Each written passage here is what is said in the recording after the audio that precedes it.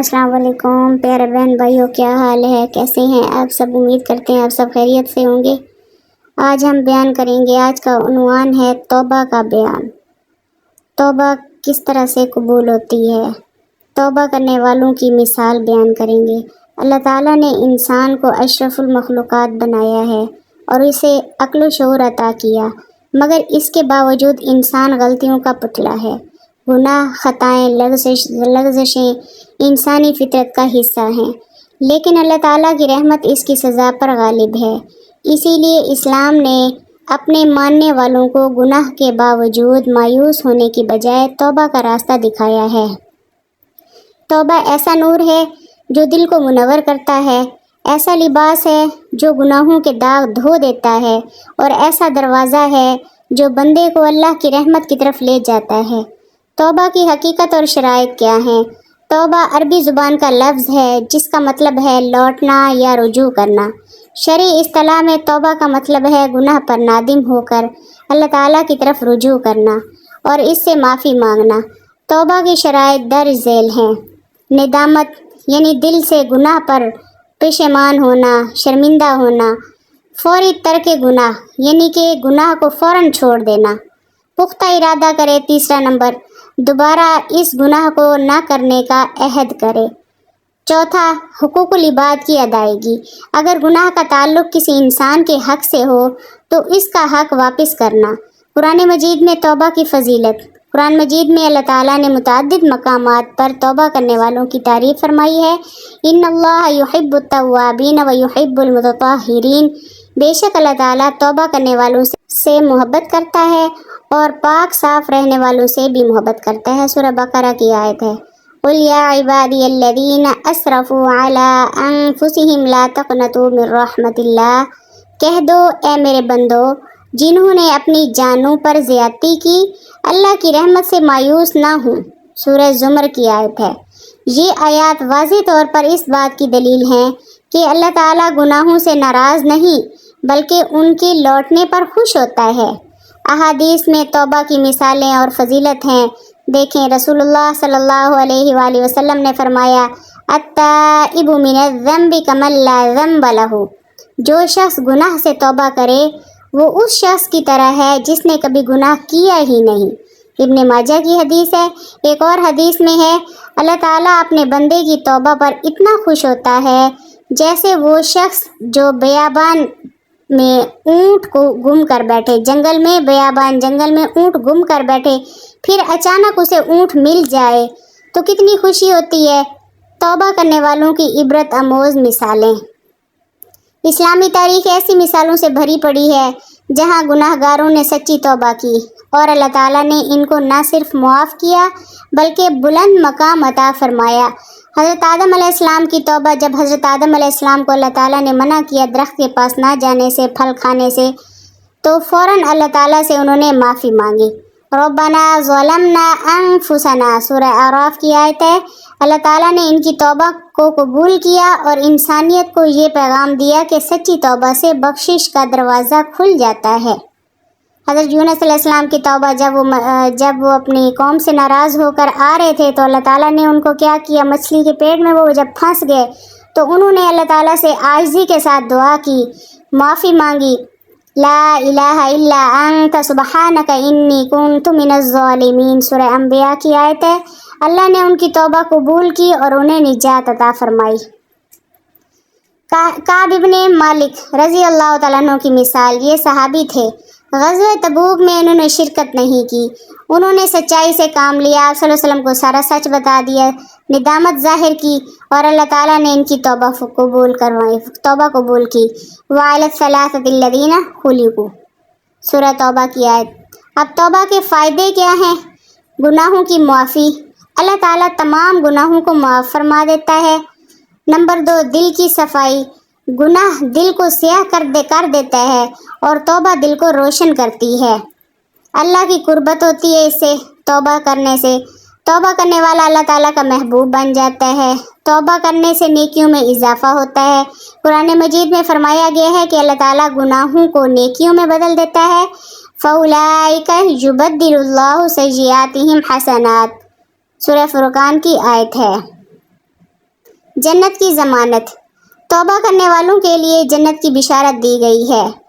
توبہ گناہوں کی زندگی سے نجات کا راستہ ہے۔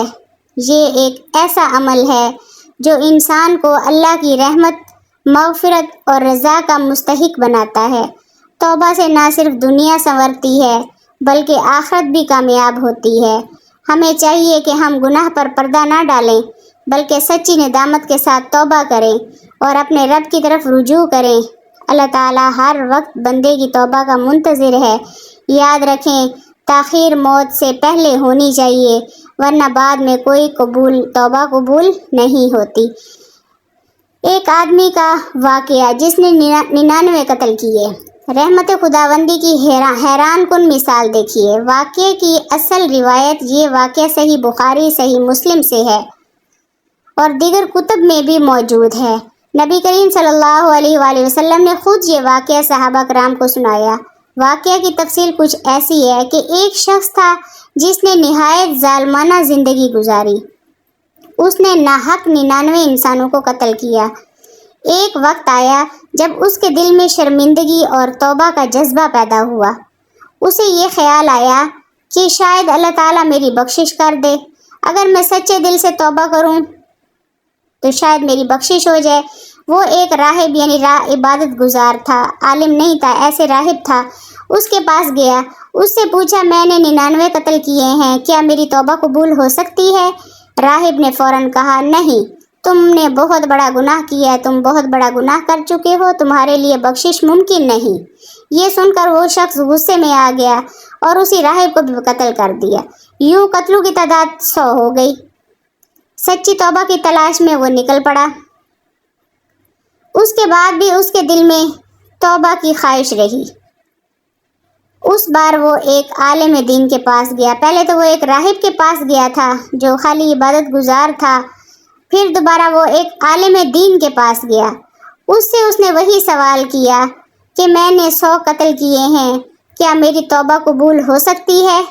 عالم دین نے کہا ہاں کیوں نہیں، اللہ کی رحمت بہت وسیع ہے، وہ ہر گناہ معاف کر سکتا ہے، لیکن تمہیں اپنے ماحول کو چھوڑ کر ایک نیک بستی کی طرف جانا ہوگا جہاں لوگ نیکی کی زندگی گزارتے ہیں۔ تم وہاں جا کر اللہ کی عبادت کرو اور اللہ تعالیٰ سے سچی توبہ کرو۔ یہ سن کر وہ شخص روانہ ہوا، بستی کی طرف جا رہا تھا کہ راستے میں اچانک اس کی موت ہو گئی۔ اب فرشتوں کا آپس میں جھگڑا ہو گیا۔ جب وہ مر گیا تو رحمت کے فرشتے بھی آ گئے اور عذاب کے فرشتے بھی آ گئے، دونوں کی آپس میں بحث ہونے لگی۔ رحمت کے فرشتے نے کہا کہ یہ شخص سچی توبہ کی نیت سے جا رہا تھا، اس کا ارادہ نیک تھا، اسے بخش دیا جائے۔ جھگڑنے لگے آپس میں۔ عذاب کے فرشتے نے کہا نہیں، اس نے 100 قتل کیے ہیں، وہ جنت کا مستحق نہیں ہے۔ اللہ تعالیٰ نے فیصلہ کر دیا کہ اس کی لاش کی پیمائش کرو، یعنی یہ کتنا سفر کر کے آیا، بستی کے کتنے قریب ہے اور کتنا سفر اس نے طے کیا ہے۔ اگر بستی کے قریب ہو تو اسے بخش دو۔ جب پیمائش کی گئی تو اللہ کے حکم سے زمین کو ناپا گیا۔ وہ نیک بستی کے تھوڑا سا قریب نکلا۔ اللہ تعالیٰ نے اسے معاف فرما دیا۔ یہ اللہ تعالیٰ کی رحمت کی وجہ سے ہوا کہ راستہ سفر کم ہو گیا۔ رحمت کے فرشتے اس کی روح لے کر چلے گئے۔ صحیح یہ بخاری اور مسلم کی حدیث ہے۔ اس واقعے سے سیکھنے والے اسباق کیا ہیں؟ اللہ تعالیٰ کی رحمت کبھی ختم نہیں ہوتی، چاہے گناہ کتنے ہی بڑے کیوں نہ ہوں۔ اللہ تعالیٰ کی بخشش ہمیشہ ان سے زیادہ ہوتی ہے۔ نمبر 2، ماحول کی تبدیلی بہت ضروری ہے۔ اچھے ماحول میں انسان کو رہنا چاہیے۔ گناہوں سے بچنے کے لیے برے ماحول کو چھوڑنا اور نیک لوگوں کی صحبت اختیار کرنا توبہ کی علامت ہے۔ یہ بھی ایک توبہ کی علامت ہے۔ نیت کا اجر۔ وہ شخص نیک بستی تک نہیں پہنچ سکا، لیکن نیت اتنی خالص تھی کہ اللہ تعالیٰ نے اس پر رحم فرمایا۔ نمبر 4، عالم دین اور راہب کا فرق۔ راہب کے پاس علم نہیں تھا، اس نے مایوس کر دیا۔ عالم دین نے اللہ تعالیٰ کی صفات کو سمجھا اور بندے کو امید دلائی۔ توبہ کا دروازہ موت سے پہلے تک کھلا رہتا ہے، جب تک روح حلق تک نہ آ جائے، یعنی جب تک انسان کی روح حلق تک ہے تب تک وہ توبہ کر سکتا ہے۔ حلق سے پہلے توبہ کو قبول کرتا ہے۔ جب اس کے بعد کوئی توبہ کی قبولیت نہیں۔ یہ واقعہ ہمیں بتاتا ہے کہ اللہ تعالیٰ کتنا رحیم و کریم ہے۔ ایک قاتل جس نے 100 قتل کیے صرف سچے دل سے توبہ کی نیت پر بخش دیا گیا۔ یہ ان لوگوں کے لیے عبرت اور امید کا پیغام ہے جو ماضی کے گناہوں پر مایوس ہو چکے ہیں۔ اللہ تعالیٰ کسی کی توبہ کو رد نہیں کرتا اگر وہ سچی ہو تو، اس لیے ہمیں توبہ کرنی چاہیے، اس پہ عمل کرنا چاہیے۔ دعا کرتے ہیں اللہ تعالیٰ سے ہمیں اس پہ عمل کرنے کی توفیق عطا فرمائے۔ ملتے ہیں کل ایک نئی ویڈیو کے ساتھ، تب تک کے لیے اللہ حافظ۔